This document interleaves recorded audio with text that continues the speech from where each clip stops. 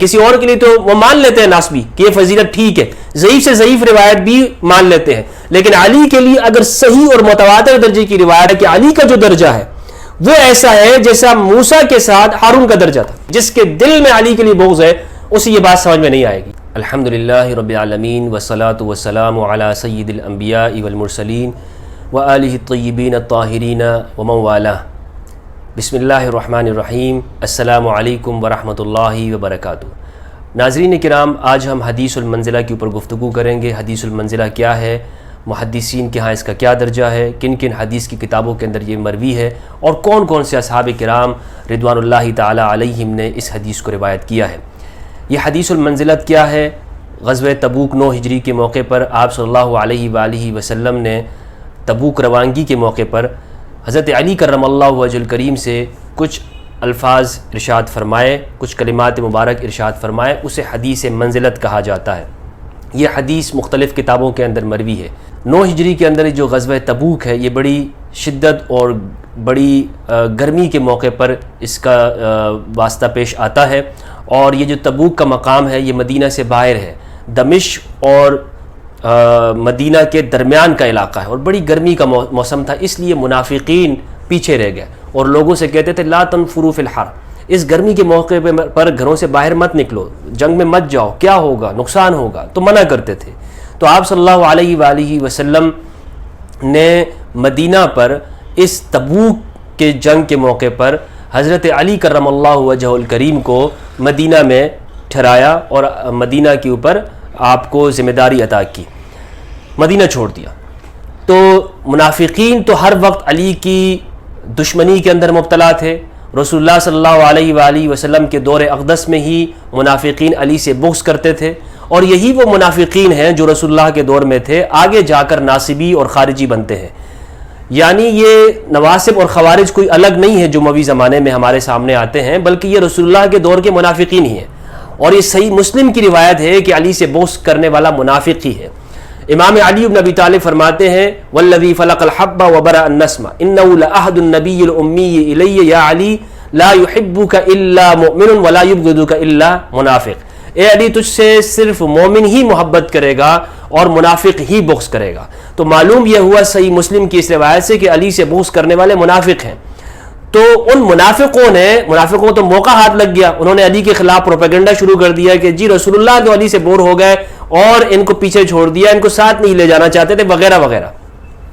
جنگ کے موقع پر خود نہیں گئے یہ منافقین، لیکن علی کے خلاف انہوں نے پروپیگنڈا شروع کر دیا۔ جیسا کہ ناصبیوں کی عادت ہوتی ہے کہ آج کے زمانے کے اندر علی کی شان میں اور فضیلت میں جو روایت ہے اسے ہٹا دیتے ہیں یا اسے کسی اور کی اس میں ثابت کرتے ہیں، کسی اور کے لیے تو وہ مان لیتے ہیں ناسبی کہ یہ فضیلت ٹھیک ہے، ضعیف سے ضعیف روایت بھی مان لیتے ہیں، لیکن علی کے لیے اگر صحیح اور متواتر درجے کی روایت ہو تو یہ ناسبی اسے نہیں مانتے، انکار کرتے ہیں یا کہتے ہیں کہ جس میں فلاں راوی ہے، فلاں ضعیف ہے، فلاں یہ ہے۔ اب یہ جو حدیث منزلت ہے یہ کس درجے کی ہے؟ یہ حدیث متواتر ہے۔ امام جلال الدین السیوطی رحمہ اللہ نے ایک کتاب لکھی ہے الاظہار المتناثرہ فی الاخبار المتواترہ، اس میں حدیث نمبر 103 میں وہ اس حدیث کو لے کر آتے ہیں اور گویا کہ ان کے ہاں یہ حدیث متواتر ہے۔ دیگر محدثین نے بھی اسے تواتر کا درجہ دیا ہے۔ تواتر کسے کہتے ہیں؟ جس طرح قرآن مجید ہمارے تک پہنچا ہے، ہر دور کے اندر قرآن کی آیت کو نقل کرنے والے اتنے کثیر تعداد میں ہیں کہ عقلاً ان کا جھوٹ پر مجتمع ہونا وہ محال ہو۔ تو یہ حدیث بھی اتنے زیادہ کثیر تعداد کے اندر مروی ہے، لوگوں سے مروی ہے۔ اور کن کن صحابہ نے اسے روایت کیا ہے؟ عبداللہ ابن عمر رضی اللہ عنہما نے، عبداللہ ابن عباس، جابر ابن عبداللہ، زید ابن ارقم، اور اسی طرح حبشی ابن جنادہ، جابر ابن سمرہ، براء ابن عازب، دیگر کثیر تعداد کے اندر صحابہ کرام نے اسے روایت کیا ہے۔ کن کن کتابوں کے اندر یہ مروی ہے اہل سنت کے ہاں؟ امام بخاری، امام مسلم، امام ابن ماجہ، ترمذی، سنن النسائی الکبریٰ کے اندر، مسند احمد میں، طبرانی اور دیگر کتابوں کے اندر، صحیح ابن حبان کے اندر یہ حدیث مروی ہے۔ یعنی اہل سنت کے ہاں یہ کثرت کے ساتھ یہ حدیث مروی ہے۔ اب یہ حدیث میں آپ کے سامنے اس کی عبارت پیش کرتا ہوں، اس کا جو متن ہے، اور یہ حدیث صحیح مسلم کے اندر مروی ہے۔ میں آپ کے سامنے صحیح مسلم سے ہی پڑھوں گا، اور یہ سعد بن ابی وقاص سے مروی ہے۔ ان کے بیٹے عامر بن سعد بن ابی وقاص کہتے ہیں کہ امر معاویۃ سعدا معاویہ نے حکم دیا سعد بن ابی وقاص کو، فقال ما منعك ان تسب ابا تراب، اور پھر آگے کہتے ہیں کہ آپ کیا وجہ ہے کہ آپ ابو تراب یعنی علی کو گالیاں نہیں دیتے ہیں. اچھا، یہ سعد بن ابی وقاص وہ ہیں کہ جو عشرہ مبشرہ میں سے ہیں. انہوں نے امام علی کی بیعت تو کر لی تھی لیکن صفین میں مولا علی کے ساتھ نہیں تھے، یعنی یہ علی کی جماعت کے فرد نہیں ہیں، لیکن یہ صفین میں دونوں سائڈ پہ نہیں تھے، یعنی نہ معاویہ کے ساتھ تھے نہ مولا علی کے ساتھ تھے، لیکن یہ ایک جگہ پر یعنی عزلت نشین صحابہ میں سے ہیں. اس کے باوجود یہ حدیث کو روایت کر رہے ہیں، معاویہ کے سامنے اس کو پڑھ رہے ہیں. معاویہ نے ان سے کہا کہ آپ علی کو گالیاں کیوں نہیں دیتے ہیں؟ انہوں نے کہا کہ 3 وجوہات کی وجہ سے، کہ اگر ان خصائص میں سے ایک میرے لیے ہوتی کہ جو علی کے لیے رسول اللہ نے ارشاد فرمائی تو میرے لیے سرخ اونٹوں سے زیادہ یہ پسندیدہ تھی. پہلی بات وہ کہتے ہیں سمعت رسول اللہ صلی اللہ علیہ وآلہ وسلم، میں نے رسول اللہ صلی اللہ علیہ وآلہ وسلم کو ارشاد فرماتے ہوئے سنا، یقول له، علی سے فرمایا، خلفه فی بعض مغازیہ، کہ جب آپ کو تبوک کے موقع پر آپ کو پیچھے چھوڑ دیا علی کو. فقال له علی یا رسول اللہ خلفتنی مع النساء والصبیان، تو رسول اللہ صلی اللہ علیہ وآلہ وسلم سے امام علی نے یہ کہا، یا رسول اللہ آپ نے مجھے عورتوں اور بچوں کے ساتھ پیچھے چھوڑ دیا، یہ منافق کیا کہیں گے؟ تو اس موقع پر آقا کریم نے ارشاد فرمایا، اما ترضى ان تكون مني بمنزلة هارون من موسى الا انه لا نبوة بعدي، اے علی کہ آپ اس بات پہ راضی نہیں ہیں کہ آپ کا درجہ اور مقام و مرتبہ وہ میرے لیے ایسے ہو جیسے ہارون کا درجہ اور مقام تھا موسیٰ کے لیے، ہاں مگر البتہ میرے بعد کوئی نبی نہیں ہوگا. تو یہ جو الفاظ ہیں یہ حدیث المنزلہ کہلاتے ہیں. ان لفظوں سے معلوم ہوتا ہے کہ علی کا جو مقام ہے رسول اللہ کے ہاں، وہ جس طرح موسیٰ کے بعد ہارون کا تھا وہی مقام اور مرتبہ ہے. افسوس کے ساتھ ہم اپنے اہل سنت کے ممبروں کے اوپر خطباء واعظین سے کمزور فضائل کے اندر کمزور سے کمزور روایت ہم سنتے ہیں، لیکن اس روایت کو ہم نہیں سنتے. کیا وجہ ہو سکتی ہے کیوں اسے بیان نہیں کیا جاتا؟ یعنی آپ دیگر تمام روایات کو سنیں گے، اگر کسی اور کی فضیلت کے اندر ضعیف سے ضعیف روایت بھی آ جائے تو وہ اسے بیان کرتے ہیں، لیکن اس روایت کو بیان نہیں کیا جاتا. بہت کم اس کو اگر کوئی بیان کر تو کوئی محب اہل بیت ہو تو بیان کرے گا، وگرنہ تو اس کو ایسے کیا جاتا ہے گویا کہ فضائل کے اوپر خاموش کر دیا جائے. وسمعتہ، اچھا یہ پہلی فضیلت حضرت سعد بن ابی وقاص نے بیان کی. دوسری وہ کہتے ہیں وسمعته يقول يوم خيبر لأعطين الراية رجلا يحب الله ورسوله ويحبه الله ورسوله قال فتطاولنا لها فقال ادعوا عليا فأوتي به أرمد فبصق في عينيه.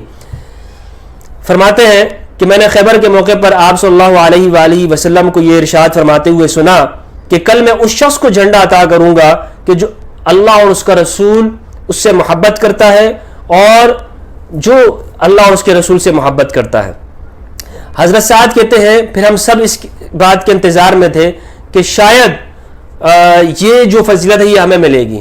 تو آپ صلی اللہ علیہ وآلہ وسلم نے فرمایا ادعوا علی، علی کو بلاؤ میرے لیے. فأوتي به أرمد فبصق في عينيه، تو آپ کی آنکھیں جو ہیں وہ دکھ رہی تھیں، تو آپ صلی اللہ علیہ وآلہ وسلم نے اپنا لعاب دہن ڈالا اور ان کو پھر ودفع الراية الیہ، جھنڈا عطا کیا. ففتح اللہ علیہ، اللہ نے ان کے ہاتھوں کے اوپر خیبر کو فتح کر دیا.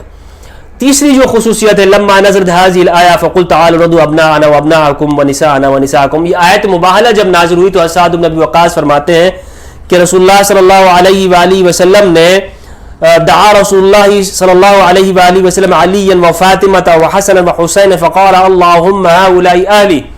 تو رسول اللہ نے اس موقع پر علی کو، فاطمہ سلام اللہ علیہا اور حسن اور حسین علیہم السلام کو بلایا اور کہا اللہم ہؤلاء اہلی، اے پروردگار یہ میرے اہل ہے.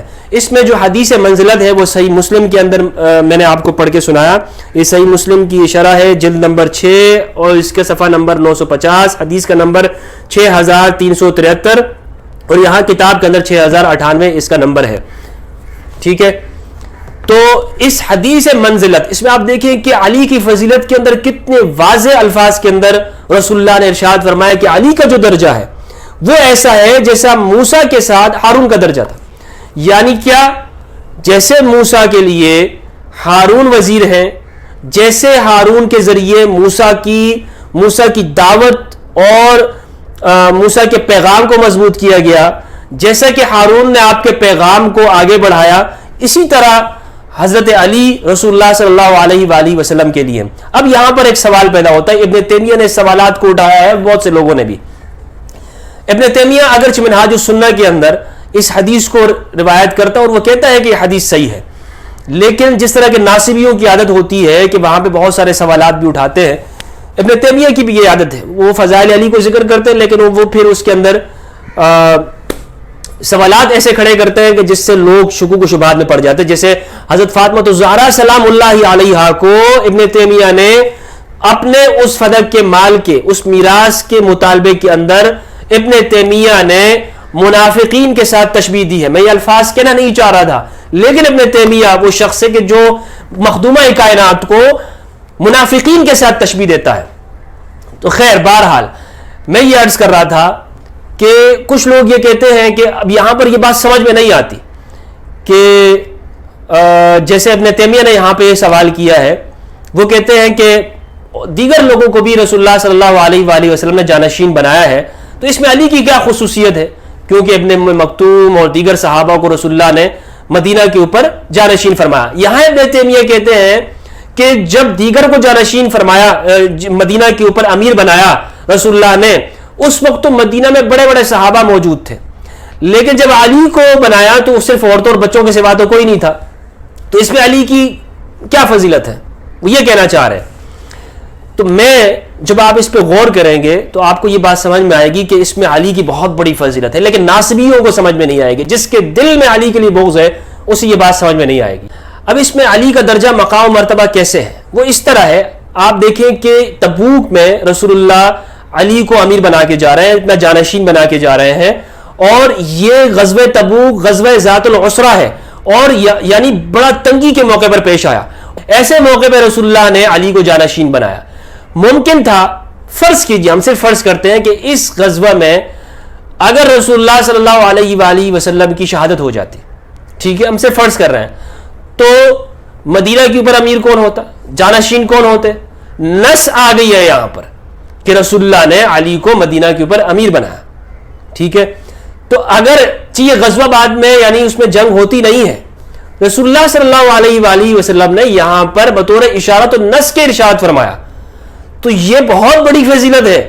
لیکن ناصبیوں کو اس میں کوئی فضیلت دکھائی نہیں دیتی کہ جس میں کیا فضیلت ہے، علی کو بنایا، دیگر کو بھی بنایا۔ میں آپ سے یہ عرض کر رہا ہوں، تو یہ جو حدیث ہے یہ مولا علی کی فضیلت کے اندر بالکل واضح ہے، سوائے ناصبیوں کے اور منافقین کے یہ اس پر کوئی اعتراض نہیں کرے گا۔ اللہ سبحانہ و تعالی ہم سب کو عقل اور فہم اور سمجھ عطا فرمائے، اور مولا علی کے جو فضائل ہیں اسے بیان کرنے کی توفیق عطا فرمائے۔ والسلام علیکم ورحمۃ اللہ وبرکاتہ۔